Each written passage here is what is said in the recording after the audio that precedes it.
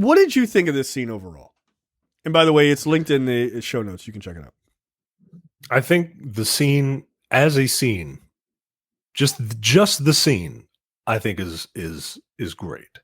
I think it's a showcase for Barry Keoghan, basically. It felt like an audition tape for Barry Keoghan to play the Joker, and I think he nailed it. I think I wouldn't be surprised if Matt Reeves was like, this is a proof of concept of the type of Batman that I want to introduce to the world. This is the vibe, this is the grit. I wouldn't be surprised if this was it. I'm glad that it was not in the movie. I agree with you. And I to be perfectly honest, I wish the Joker part that was in the movie wasn't in it. I would have been fine with the cut as well. Yeah, I'd have been perfectly fine with it. But at the same time, like, if it was in there and we do establish the relationship that Batman and the Joker have, I feel like you need to do that and have it be throughout the movies. And then when you're kind of done with this Batman thing, like, the Joker gets out and it's like, oh shit, like, this is what, like we were talking about last week or a couple weeks ago. Like, you don't do the Joker next, right? Like, the Joker should be the end all for this, right? Yep. And if you keep that if you keep this scene in the movie, you establish that there's a weird Hannibal Lecter type relationship with Batman and the Joker that we've never really seen before, which I think is very cool. From an artistic standpoint, I loved the in focus, out of focus. Like, yeah, some people hated that. I loved it. I thought it was super clever. I loved it, man. I thought it was great. I thought it was it was like a tease, man. Mm-hmm. And constantly. And I really appreciated it. Especially when you do focus, like, you focus on like the different parts of them, but like not the whole thing. Like, it looked like the cover to one of those Joker books. Where it's like super up on his like teeth and stuff like that. Up on his teeth, man. Right. Yeah, man. Yeah. And so yeah, all in all, I like the scene a lot. I'm very glad it was not in the movie. Because you don't want the Riddler to be overshadowed.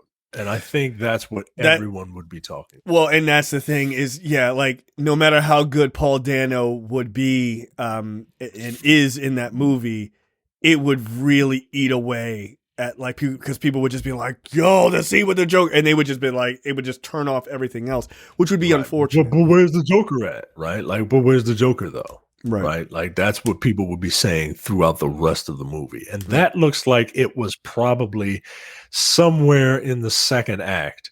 Yeah. Which means it was probably somewhere in the middle of the second hour of the 3-hour movie. Yeah. So you don't want to do that to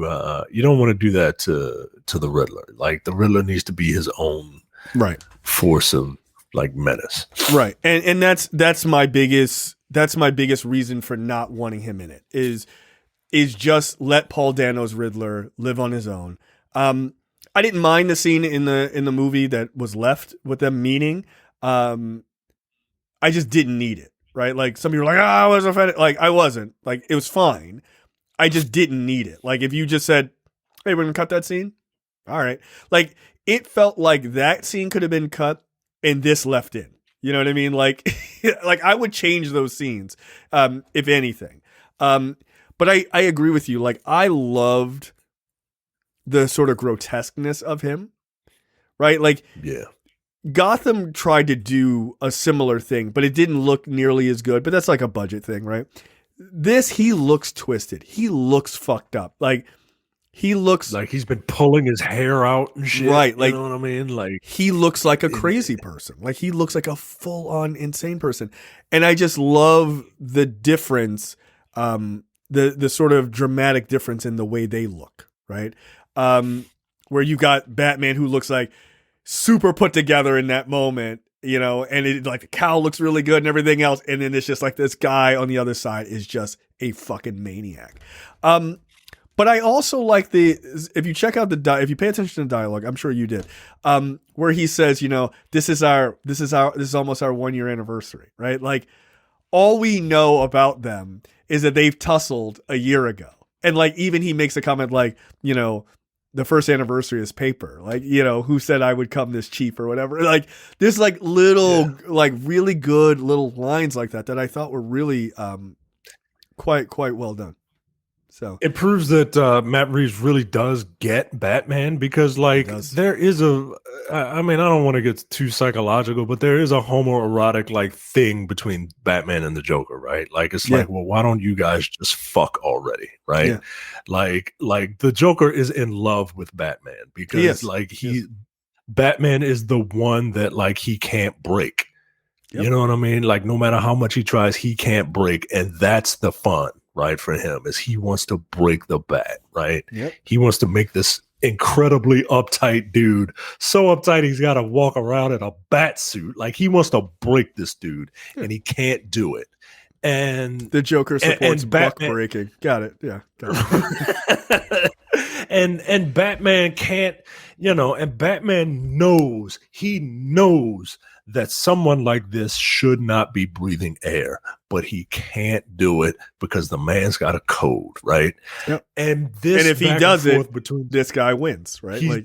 He wins, right? Like, but he really wants to, right? Yeah. And this is a dynamic that you don't see too much in Batman properties, at least movie properties, right? Like it's just those two talking, and I don't know, man. This is hitting different than The Dark Knight for me, in a different way, but in a good way.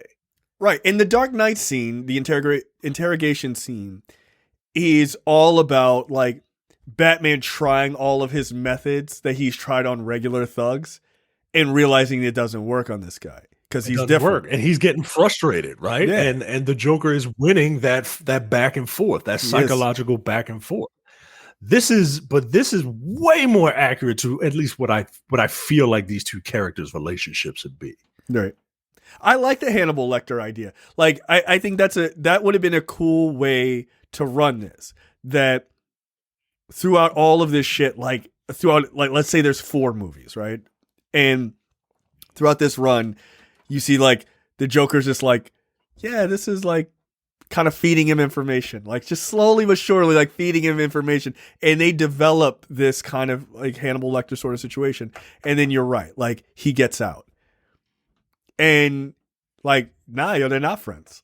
Like, as he wants to fucking kill Batman because he wants to push him to that edge.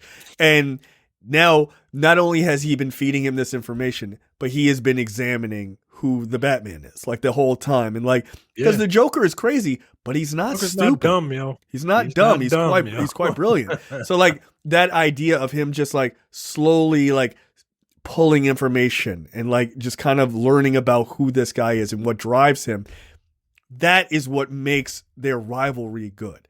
Like, I know people will have a immediate response to this, and I've already seen it online. Immediate response like, this is not as good as Ledger's Joker. It's not about whether it's better. It's just a different version. It's a different interpretation. And it is different. It's very different because we have never seen this. Like, the closest you got was that speech where Ledger's Joker's like, I feel like we're going to be doing this forever type, at the end, where they had Bale speak way too much in that voice. Sometimes perhaps you put a coat over a little boy's shoulders. like please stop talking. You sound ridiculous. But like, that was like so bad. But like, this is the psychological game. This is what makes these characters so iconic. This is what keeps people coming back to these characters and wanting to do different takes on them. This scene is like point proven. This is what people like about them fundamentally. And that's not to say Ledger's Joker isn't phenomenal. I think it is, because we've seen 5 minutes of this. Ledger's Joker is fucking top of the heap by far. but there are different interpretations of the Joker. And this, to me, is a super interesting one. Like, it really is. But look, man, I'm telling you, I think if people really were honest with themselves, if you were seeing this as if Nolan's movies didn't exist, no one would be arguing that this isn't the best Batman they've ever seen. You wouldn't be arguing it, dude. Like, you wouldn't be.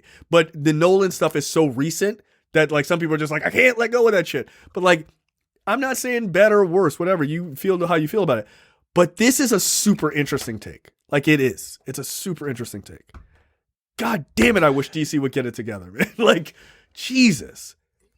This could have been the start of a fucking awesome universe for them. It really could have been. Yeah. I agree with you now that I'm watching the scene again. I actually wish that this was in it. And if you're going to have a Joker in your movie. Right. Like, you didn't have to do it at all, but this should have been the scene. Right. This should have been the scene with the Joker if you're going to have him in your movie. Otherwise, don't put him in there. Right. But like, I would love for like this just to be like, there's a Joker scene in the Batman movies, and then all of a sudden, like, oh shit, there isn't. You know why? Because he ain't there no more. Yeah. Like, he's out. Yeah. Right? Like, that would be kind of cool. Like, you've gotten used to seeing him like pop up in like 2 movies, and then it's like, here's a scene, like, he goes in, the fucking thing comes up, and it's like, where the fuck is the Joker? And it's like, it was like, that's what I've been trying to tell you. He's out. Like he's gone. Right, like, I don't have time to talk about it. I gotta go see him. And then it's just like, trying to tell you, dude, like, dude escaped. And then like, man, that's the end of the movie, and like the next movie is all him. Like, that would be a dope way to fucking do him, dude. That would be. By the way, like, that makeup is fucking wild, man. It looks really good. It does, man. It looks good. It's very different because it's like, it looks like he's just been bruised and beaten up. Like, his face is like swollen on different sides, and like, yeah, man, yeah. This was very interesting. Yeah. This was very, very interesting to me. Yeah, I like it. I dug it. Very cool.